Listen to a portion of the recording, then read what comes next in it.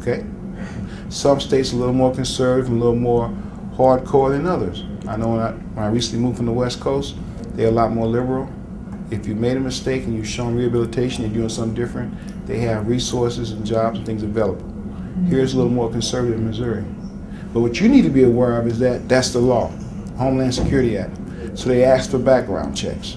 So you need to be aware of what's on your background. Now, how do you become aware? If you can, well, see, I wouldn't recommend a police report because number one, when you get a police report or you get Highway Patrol to do your background, they're going into detail and going to levels that the employer would never see. Okay. All the employer is going to see is your convictions. So do y'all do that here? Would y'all look up us? No, I'm gonna teach you how to do it for yourself, though. Okay. I'm gonna teach you how to do it for yourself. What you want to do is this, and now I can recommend two ways. If you can afford $52 to go and pay someone to do a background check on you for employment purposes, then pay that.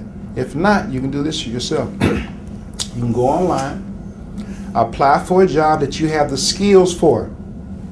Not for a job you don't have the skills for. Because if you don't have the skills for the job and you apply, then they're going to disqualify you based on not having the skills.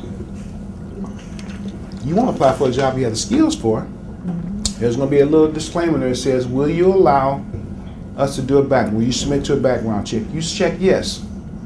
You put the necessary information in. If and when that company sends back and says, we can't hire you based on your background by law, which is called the Homeland Security Act, they have to send you something in writing saying why they didn't choose you for the job, and they have to send you a copy of the background they got back. Now you have a copy of this background. You know what every other employer sees now. So all you have to do is talk about what's on that background check and not